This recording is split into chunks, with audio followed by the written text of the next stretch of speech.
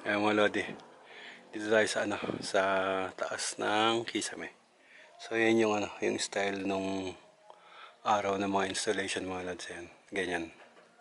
So makikita niyo yung pagkakaiwa-iwalay nung dalawang line ng electricity. Ito makita niyan.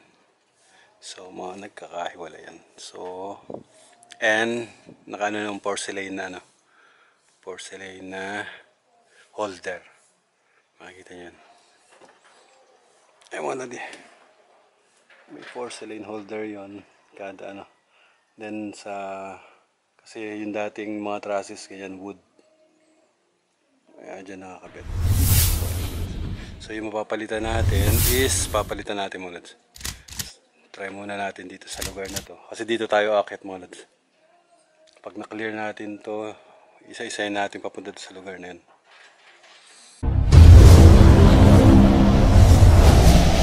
Ay mga lodi. So dito ulit tayo sa Kisame. So makita nyo, wala na yung mga nakaharang dito sa lugar na to. So may junction box na dyan. Makita may junction box, may flexible pipe. Ayan. So nilagay natin sa flexible pipe yung mga natin sa lugar na to. So ito yung pinaka-access kasi. Kaya ito muna inuuna ko para makadaan tayo.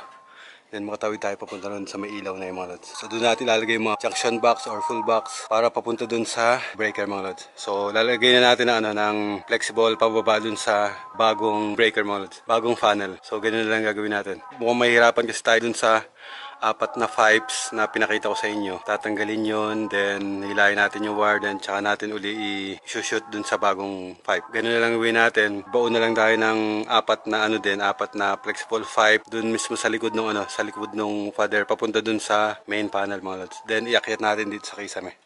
So ganun na lang gagawin natin. So nagawa na ako ng nakita niyo yung mga kulay orange na pipe dun. So nagawa na ako ng mga wires na bababa dun sa main panel. Pakita ko sa inyo mga lods. So punta tayo ron.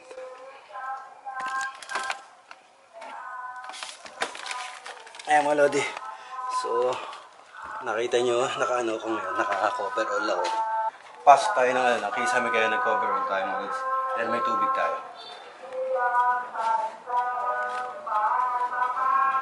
So gapang-gapang tayo dito sa pero mukhang matibay naman tong matibay naman tong Kisame mga lods. So itong bahay na to is nasa 41 years na itong bahay na to mga lods.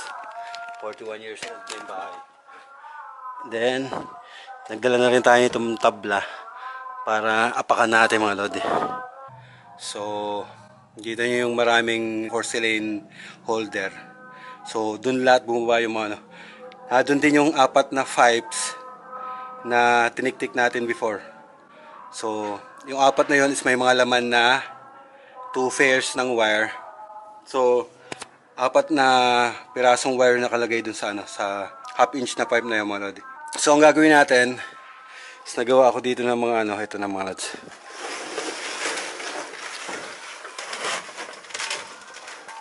Ito mga lodis, may mga laman na yan. Ayan, makita nyo may mga laman na yan.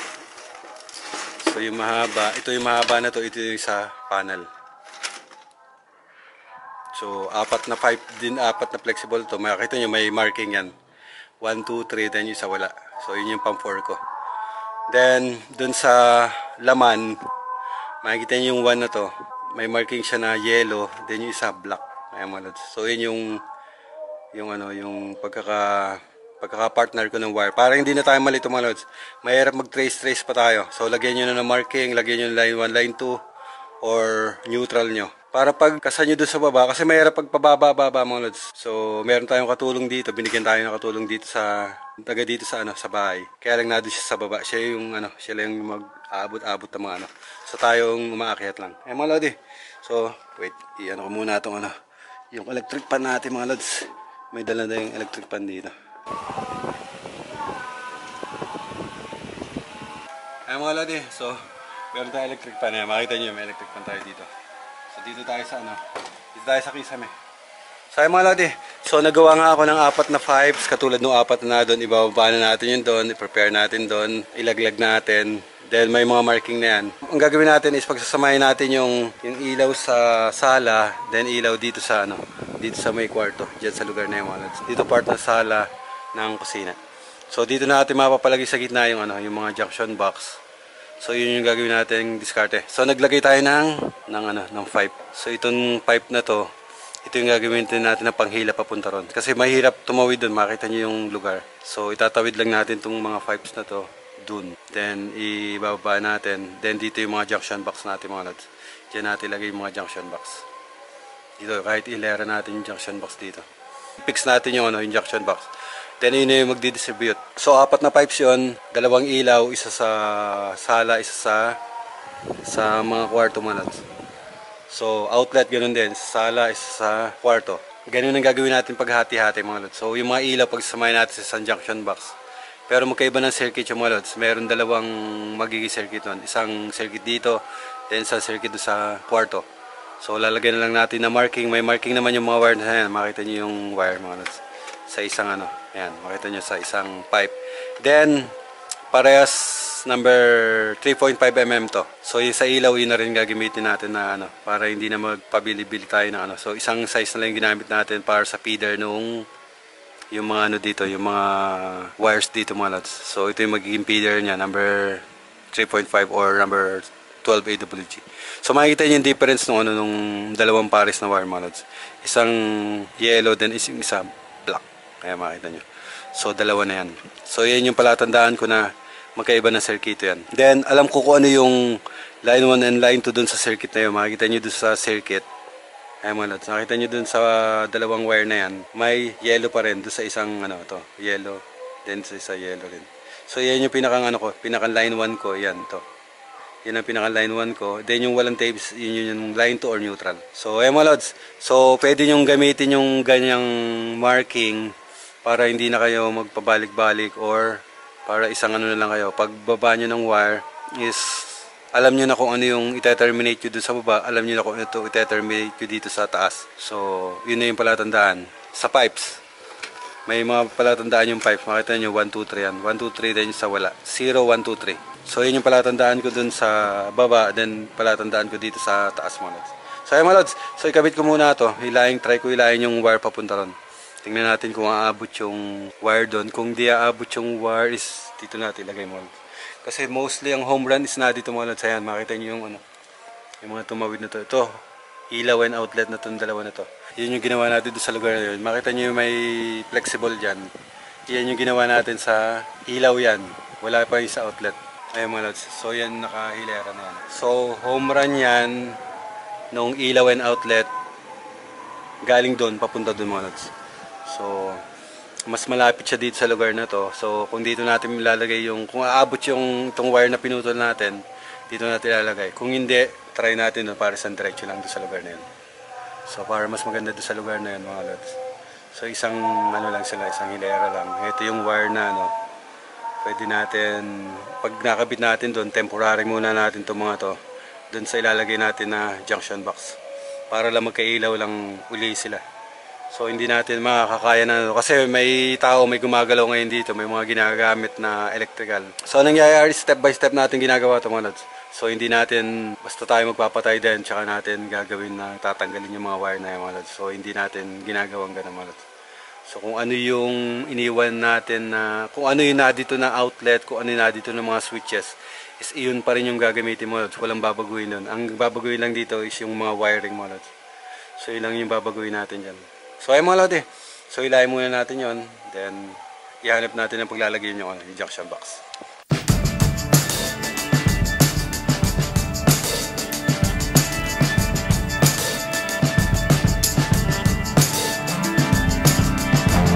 Mga lodi. So nahila natin yung flexible. So tatanggalin na lang natin yung mga wires na sa lugar na yan. Pag nakabit natin tong mga wires na to dun sa breaker, isusunod natin yung main mga lods. Bali yung 8 circuit na doon, unahin muna natin yung junction box. Then lagyan natin yung power doon sa bagong panel. Tsaka natin i-connect yung mga wires na dito sa may junction box. Ay mga lodi, so ganun yung gagawin natin. Ay mga lodi, so nilagay na natin yung mga junction box. Yan, makikita ba ilaw?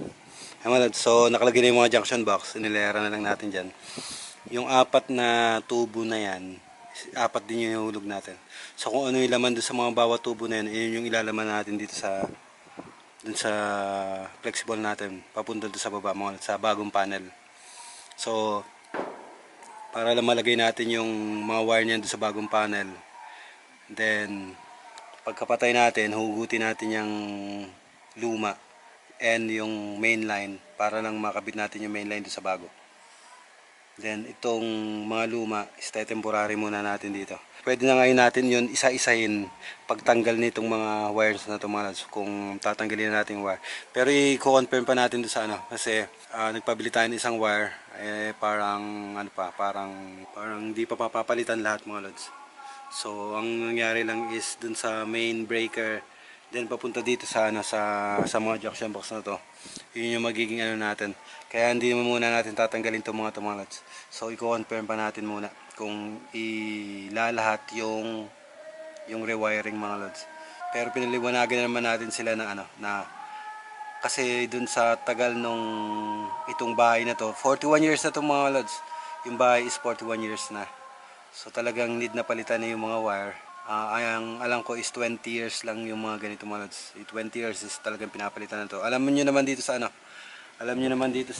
sa atin sa Pilipinas, is hanggat pwede pa yung gamit is gagamitin pa, mga lods. So ganun yung nakagisna natin sa Pilipinas. So ayan, mga lodi. So baba na muna tayo. So nandiyan na yung mga wires yan. So ibaba na lang natin yung hilayin natin na konti yan. Then dito na lang tayo kukuha ng magiging home run ng kada circuit, mga lods. So ayan, mga lods, baba muna tayo.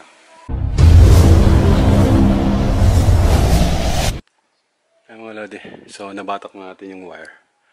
Napadaanan natin doon sa likod, papunta doon sa taas. So ito yung magiging home run ngayon doon sa JB na nilagay natin. Then doon na lang natin ilalagay yung mga wire na natin sa taas.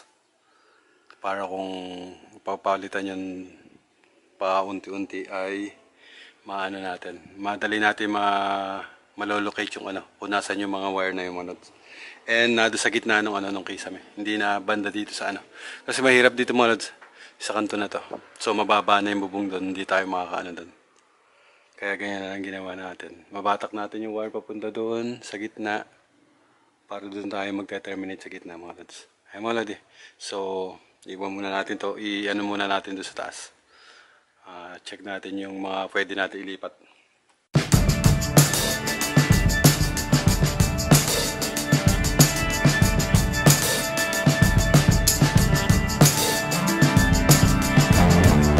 So, ganyan kahirap ang rewiring, mga lodi. So hindi nyo ko alam kung paano nyo gagawin yung trabaho. So matibay naman yung matibay yung kisame, kaya dito tayo gumalaw. Hindi tayo nagbutas-butas ng mga kisame dyan. So natanggalan natin yung mga holder, porcelain holder doon. So nakarekta na yan doon ngayon sa may tubo na yung bababa ng breaker. So ang gagawin natin, pagpatay natin ng power, pwede natin hilahin yung wire na yan. Then pwede natin dito itap muna yung mga lods. Para maitap na natin yung may tatap na natin ito dun sa bagong panel, mga lods. Naiwan ko yung side cutter ko, mga lodi yun. Kunin natin yung side cutter. Wala sa ayos. Ay, mga lodi, labas muna tayo. So yun yung box na ayun yung mga box na nilagay natin. Then doon sa side na yon, doon is na yung mga lods, tawag dito, kusina yan. So kitchen outlet yung mga nandyan. So yun lang yung paghihiwa-hiwalay natin dyan. Kitchen outlet, then yung convenience outlet dito sa sala. Then convenience outlet sa mga rooms, lighting sa mga rooms, lighting sa sala, mga lods. So yun na yung pag-iwalay natin. Then yung aircon na dito. Bali dalawang aircon yun na dito, mga lods. So yung mga lodi. So baba tayo, iayos natin yung binabana natin na wire doon. Para makaano rin tayo. Para makahinga rin tayo ng konti, mga lods. Ayan.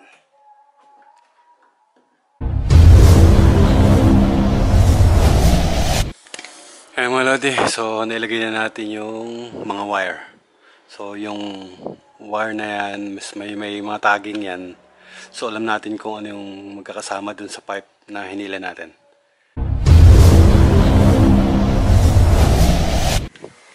Ay mga lodi, dito tayo sa kisame uli. So yan yung nilagay natin na mga JB. So nakita nyo, narinig yung maingay mga lods. May pan, may ilaw. So, ay mga lods. So, tinemporary natin yung mga tinanggal natin na yan. Para na paglipat natin ay madali ng i-on na lang natin yan. So, may mga naiwan pa ron. Tanggalin pa natin yon. Then, temporary uli natin dito. Then, tsaka natin ilayin yung main line dun sa bagong panel. So, para agad natin, maiangat agad natin. Then, tsaka natin iisa-isahin mga lods. So, madali na yan pag iisa-isahin natin. Kung makakabili ng wire, pwede natin katulad dito sa sala, kusina. So isang haba na lang gagawin natin yan. Ito na yung box. Alam na natin kung saan natin puputulin yan. Kasi alam na natin kung saan natin nilagay yung kung saan natin nilagay yung mga wire na existing na dito, yung luma. Ay wala di. So baba na muna ako at mainit na. Bali, iniisa-isa natin yung tanggal nung circuit mga lods. So katulad nito, ito yung ilaw dito ngayon sa sala. Yung nauna ko nang tinanggal kanina ay ilaw sa sala at yung ibang outlet yun. Naikasa na natin dito mga lods. Then, nilagyan natin ng temporary yan. Ayan yung wire na yan, temporary yan na power. Galing dun sa kabilang bahay. So may power yan. Kaya yung natanggal natin dito at naikabit na natin dun sa taas. Ayun, sa kwarto yun, may ilaw na ron. So, galing sa temporary yun. Ngayon, ito, tinanggal natin tong ilaw dito sa sala. Then, magtatanggal tayo ng outlet. Tanggalin natin yung outlet dito sa sala. Batakin natin, then ikabit din natin dito. Mga naka-off naman yan. Bali, temporary supply yan, makita nyo yan. Temporary supply, dalawang wire, para doon sa lahat ng branch. So, magkakaroon ng power to. Magkakaroon yan ng power. Then, ilalagay na natin itong mga wire na to doon sa taas para magkaroon ng power temporary. Tsaka natin tatanggalin yung main line. Ang main line kasi is ang breaker niya na doon sa meter. So, yung meter na yon is kasama doon yung isang bahay na pinagsaksakan nito mga lods. Kaya pag pinatay natin yung cutout dun sa labas, mamamatay ito, then mamamatay itong temporary na to. Ito yung dito sa kabilang bahay. So, hindi natin papatayin na yung breaker. Lagyan na lang natin ito ng tape, batakin natin, saka natin lagay dito mga lods. Ay mga lodi, so nakita nyo, unti-unti natin natanggal yung laman dito. Pero may power pa yun. So, nalagyan natin ng temporary yun. Then, inisa-isa natin yung pagtanggal dito. Then, nilalagay natin dun sa junction box ng mga breaker na yung na doon sa taas. So, yun yung ginawa nating diskarte para hindi ganun ka tagal nawawala ng kuryente. So, inila ko na yung isa, makita nyo ito. Diyan ko ilalagay yung isang outlet. Outlet na yun is sa loob ng kwarto yun. Outlet na sala, ilaw na sala, outlet ng kwarto, ilaw ng kwarto. So yun yung distribution ng pagkakagawa dito mga lods. So hiwalay naman yung dito hiwalay, nilagay lang natin yan. So akyat muna tayo, then ilagay natin ito isa na to.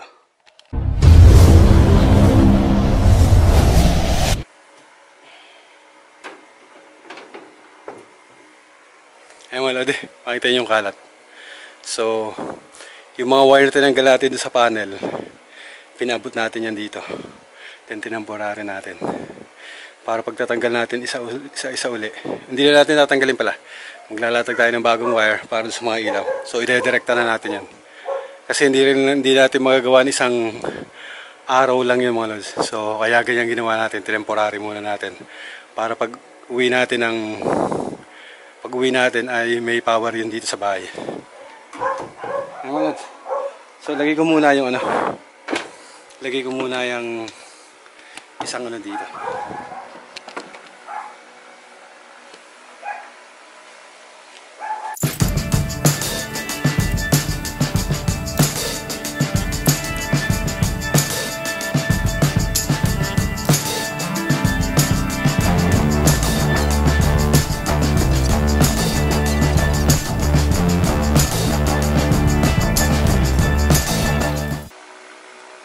Lodi, so nawala na ng kuryente dun sa bahay, pero may ilaw pa rin dito mga lods. Makita nyo. So yan is nakasaksak na yan dun sa temporary na naunang nilagay natin dun sa dun sa breaker na bago. Ay mga lods. So nakalipat na yung itong ilaw na to. Kung magsano is na-prepare na natin yung mga ilaw, yung electric fan para dito sa natin is hindi tayo mawawala ng kuryente. Ay mga lods, baba na ulit tayo.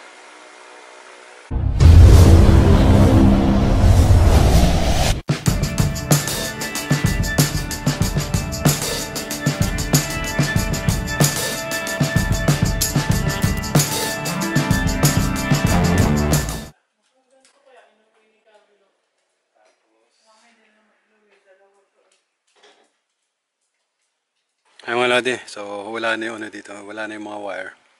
Nalipat na natin dito, dun sa junction box na nilagay natin sa taas. So nakalagay na yung main line yan, ito. Number 6, para sa 63 amps na, na main. And then incoming, ito yung outgoing ng breaker mga lods. Then nakapasok yan dito sa land side ng branches. So may mga nakababa pa. Mayroong wire sa taas na hahanapin pa mga lods.